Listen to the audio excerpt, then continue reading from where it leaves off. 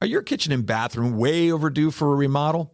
Well, I got the guy for you. Call John Sellers at First Response Contracting, 484-256-7136. Both residential and commercial services, and he's licensed and insured. Call him at 484-256-7136. First Response Contracting. Hello, this is Brad Weisman. You're listening to Real Estate and You.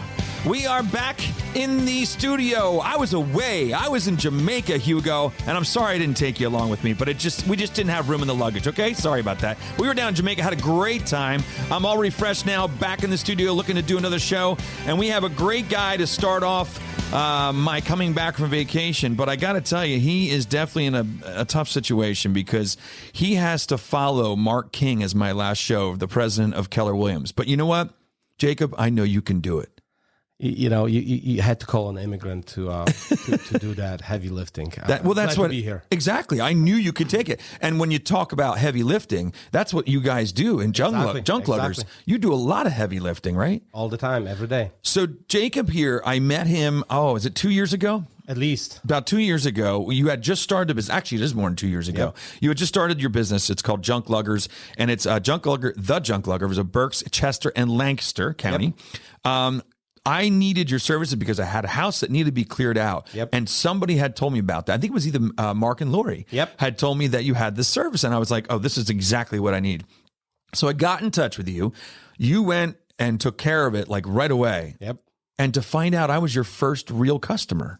You were my first real estate referral, and I absolutely loved it. And I still talk to that customer, and it was an awesome experience. Very cool, very cool. So let's go backwards a little bit. Now, you weren't always lugging junk around. I wish I was. I wish I started earlier, but yes, I wasn't. Yeah. What did you do before that? Yeah, I spent almost 20 years in medical device sales and marketing, and at some point of time I was traveling so much, and we have 4 kids, and my wife told me, "Hey, find a new job or find new family," and I decided. Yeah. Oh wow, that's pretty. It's gonna be the same family. pretty blunt. So you still have the same family, yes, but you have a different job. There you go. Here you go. I think you made the right choice. I agree. That's awesome. So what a story.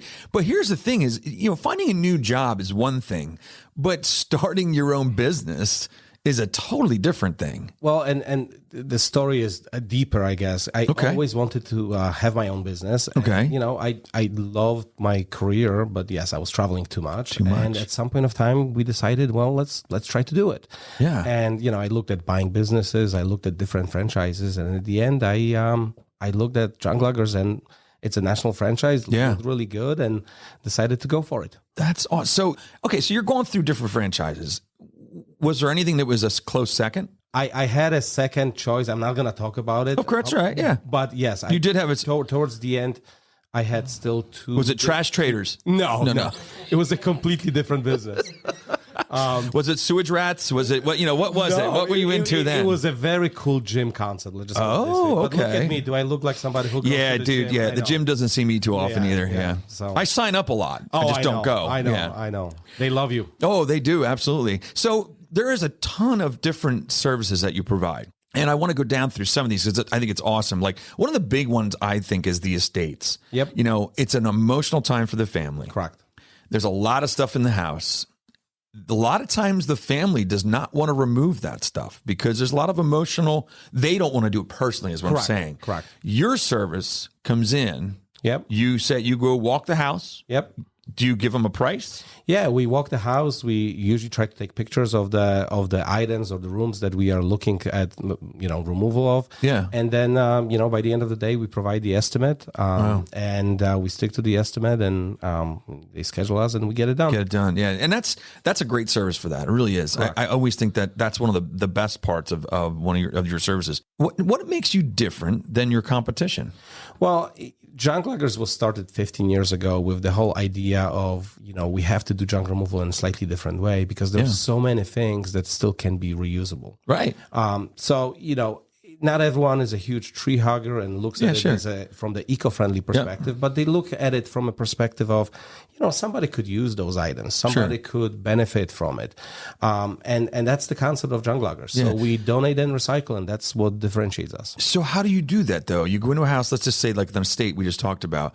How do you do that? You go in there and you kind of eye up things and go, okay, this is something I think can be used somewhere else. Exactly. So first of all, we train our guys to make sure that they recognize, things that could be recycled. Right. Because there's things that are maybe not reusable, but they still could be recycled, and, why throw them away to the landfill? And then the second thing is, what you just described, look for items that still could benefit somebody. Yeah. And we work with the network of donation centers. We have our own warehouse where some of the donation centers come in and pick up items from there. And that's really big for us. Yeah. And even in a situation like this where, somebody just says, clear this house, I kind of don't care what happens to it. I think we are more careful about it, which means that we pack our trucks better, which ultimately is a greater value to the end user. And then, they'll get a donation receipt for some items. And usually it's a nice thing because, they kind of didn't think that something good can happen out of it. Right. Now, an amazing side effect of the fact that we have people who are trained to be careful about what they are doing is that we find stuff. Yeah. When we find stuff, we give it to the families. Oh, that's cool. I remember a whole house clean out. Somebody just hired us. We provided an estimate. They said everything needs to go. We donated 2 trucks. We found a box of medals from World War II. Oh, wow. The family couldn't find it. Oh, that's incredible. Great story. Yeah. And that happens often. Yeah, that's amazing. So the family couldn't find it. They thought they looked everywhere. You guys are taking stuff out, and you're like, oh man, this is serious. Correct. This needs to go back to the family. Yeah, absolutely. That is really cool. Well, that's cool that you guys have the integrity to do something like that, which is great. Very cool. So let's go back into some other stuff. The other thing that really amazed me when I first met you, we started setting up, you had said the e-waste recycling. Yes. And we've done a couple of those here at the office. Except for you call them electronics recycling. Yeah, I know. I didn't know what to call it, but I love it. I called it electronics recycling, and he's like, e-waste. I'm like, because I was like, what is e-waste? Electronics. Well, and I realized that e-waste is probably our internal language. It is, absolutely. And we were kind of blind to it. So we actually changed all the brochures with electronic recycling. Oh, look at that. See? No. But it's just funny. It's the same thing with in our industry. We all have terms we throw around, and somebody says something. Well, I don't know what that means. Well, then you realize that we're so used to saying that.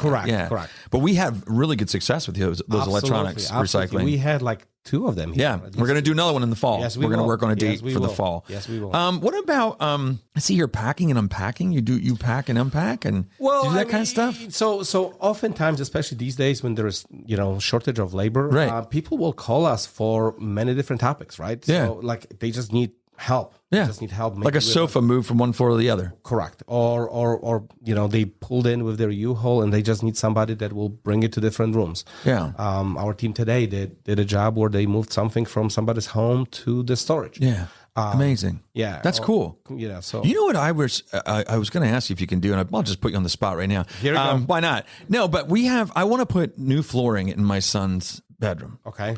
The main reason I am not doing it is because of moving the furniture out of the room and back into the room. Yeah. That is the biggest pain in the butt. And at 51, soon to be 52 years old, I don't want to have my back go out, trying to lug this stuff around. I'm getting the terminology now, Yep. So, I don't want to do it. So is there a service I could say, hey, look, I'm going to hire you guys to move this stuff out after the carpeting is done or the flooring's done. I'm going to hire you to move it back in. Yeah. And we've done something like that too. We've done actually removal of the carpet after we move the furniture. Oh, wow. Then the flooring company to come in and just there's so many things. Yep. So many things. So let me talk about the other thing I was talking about here was storm and disaster cleanup. That's a different one. Do you do anything like that? You definitely looked at our website. Yeah, look at your website. Look at his face. You see his face? He's like, I can't believe he brought that one up. Oh, my gosh. No. No, but I guess that's the same thing. If you have stuff in your yard you need removed from a storm. So when you think about it, there's like things that we do every day, which is I got new furniture estates are very popular. Yeah. We're moving. That's very popular. But yes, in spring when there was a lot of rain and there was a lot of houses that got flooded. Yeah. We removed stuff in and we were removing it. Again, our guys, when they need to, they'll be tie vaxxed and to be able to go into places that are not very, very pretty. Yeah, no, I get it. And there's a lot that happens a lot. Yeah. You know what my favorite part of your business is what I use you for, and I want sellers and mostly sellers to know, if you have a house and you're down to the wire and settlements like tomorrow or next week, and there's stuff in your garage and this happened to us a couple times. I think I've called you for this is, oh my gosh, the seller left all this stuff in the garage. It's got to go. Correct. You guys are good with that. Yeah, absolutely. You guys are really good with that. Absolutely. And, we always make room in our schedule for what we call emergencies. Junk emergencies. Junk emergencies. So the junk emergency is usually related to closing. I mean, you're buying a house. It should be the happiest day of your life. Or at least one of the happiest day of your life. And then you walk in and there's stuff everywhere. I think you were there within 2 hours the last time I did. Not that you want that to be the way to do things. Correct. But it was in a situation where I went there, the garage was full. Correct. And the buyer said, I don't want it. I don't want it, yeah. And we said, okay. So I called you and we worked it out. The seller, ended up, giving a credit card and it was gone. Correct. Before we even got to settlement, that stuff was gone. Correct. And pretty amazing, right, Hugo? Correct. Yeah. And we can help with, escrowing the amount and being paid at the closing. We can be creative about it. Right.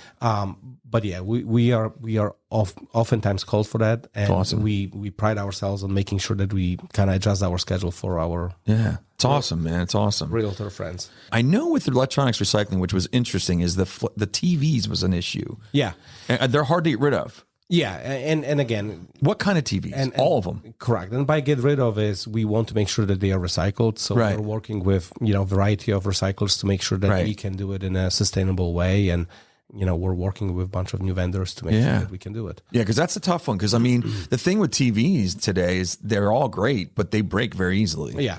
And then also they're not expensive to replace. So people, instead of trying to fix them, they just go, all right, we'll get rid of that and we'll get another 55-inch for $300 at Target. You know what I mean? Whatever. Correct. No one is fixing it. Yeah. So, but you can recycle them. Absolutely. Okay, good. That's good to know. What is the hardest thing to recycle? I think actually tube TVs. Tube TVs? Yeah. Because is there mercury in there? No, what's in there? Mercury, I think. Lead. Lead, that's right, lead. Yeah. So it's hard to recycle those. So that's a tough one. We recycle like 5 tons of metal every month. Oh my gosh. Correct. The big thing that we want to make sure that we do correctly, we actually disassemble the mattresses because there's metal in it, and we try to kind of recycle the metal. Oh my gosh. So that's a whole different part. So you're doing that in the background too? Yeah. We have a warehouse and we tear stuff down. Yeah, tear stuff down. Yeah. Wow. I didn't even think about that part. Yep. Wow. So that's that way more that doesn't go into the dump. Exactly. That's incredible. Well, again, the mission of the company is recycle. To make sure that we divert 100% of what's reusable or recyclable from the landfill. Right. Gotcha. And it's kind of funny. Last week we had our annual meeting. It's the Junkluggers huddle, summer huddle. And you guys talk about a lot of junk. Yeah. No, it's hey. Is there a lot of trashy talk? Any trashy talk? Trashy talk. Okay. It's kind of interesting because the focus of this meeting was about profitability. There's a lot of new franchisees. When I started, I was number 22. We're close to 100, so we're growing like crazy. Wow. A lot of new businesses, which is so cool. That's really cool. Awesome. And there was many topics about how to market in the community and topics like this. But there was like 2 topics that I think no other junk removal company discussed. One was how do we improve donations? How do we donate more? Oh, interesting. Right, and we talked about the sharing the practices of how everyone is doing it. Another one is how do we live our mission of diverting items from landfill. Yeah. I guarantee that there's no other junk removal company that has those topics on their agenda. And it's so cool. And you kind of hear what, different franchisees are doing, how they are ensuring that their teams are thinking this way. Yeah. Because that's another thing, we pack the truck in a specific way. Right. We pack the truck in a specific way so that we can easily donate and recycle. So that we separate the, kind of like the trash from the recyclables. Donatable and recyclable. So right away, pretty much, you're like, all right, this nobody's getting rid of this. This is going to be, probably go in the landfill. Well, I mean, by now we kind of know because you know what people take. What people take. Yeah. And it's sort of interesting because on one hand, we always have these conversations with the clients because sometimes you think, I have awesome stuff. It's all donatable. Right. Well, some of your awesome stuff may not be viewed as awesome stuff by everyone else. But sometimes you may have awesome stuff that is just too big. Right. When you think about donation centers, the habitats, they sell to people who rent. Yeah. Right? So a beautiful china cabinet is not going to work. It's not going to work because they're not going to put it into their apartment. Yeah. So it's kind of funny. Our warehouse is in Morgantown area, surrounded by Mennonite and Amish farms. Guess who still needs china cabinets? Really? Yeah. Wow. So we're still able to, that's wonderful. We're not getting like a lot of no, but they do use them. They do use them. Yeah, because they have big dinners with their families and things like that. Yes. Oh, that's cool. So it's kind of interesting. Which in another marketplace wouldn't have that. Correct. They're probably like, how do you get rid of these things? Well, you have any Amish or Mennonites around? Nope. That's interesting. Yeah, but like every market has something like this. Absolutely does. You it's culture. have to look around and look for community that may be interested in this. Yeah. So. Awesome. So real quick, I'm sure by now everybody realizes that you have a little bit of an accent. Yes. Do you want to tell everybody where you're from and a little bit of how you got here? Yes, I was born in Poland. I moved to U.S. halfway through college. Yeah. And I went to University of Illinois and, loved being there, loved Midwest, but I kind of didn't like the Too flat. Surface. Too flat. Is Poland more hilly? Or at least the area that I grew up in. Okay. So I moved to Northeast and I joined a company that was based in New Jersey, which I felt like I'm going to be close to New York and it's going to be so much fun. Right. A year later, they moved to Pennsylvania, which I was like, my God, Pennsylvania, everyone is married there. This was like my thing. Who goes there? Correct. Yeah. So that's funny. But it's been fun. That's cool. That's really cool. Well, we're glad you're here, and I'm glad that you're here doing this stuff. I also want to thank your country for what they're going through and what they're doing right now.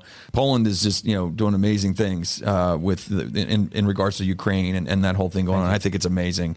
So I want to thank your country, your culture for that. Thanks for being here, man. I appreciate it. Sure. Oh, yeah, let's just show this bag real quick that we got. This is the first time that we got a gift.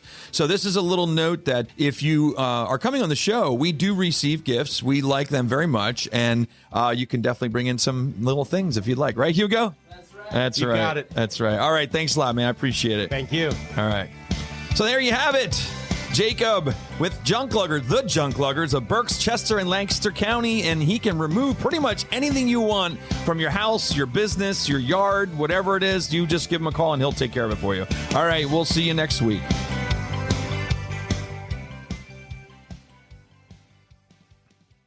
Are your kitchen and bathroom remodels a little overdue? Well, now's your chance to call First Response Contracting. John Sellers will take care of you. 484-256-7136. They do residential and commercial, and they're licensed and insured. Give them a call at 484-256-7136.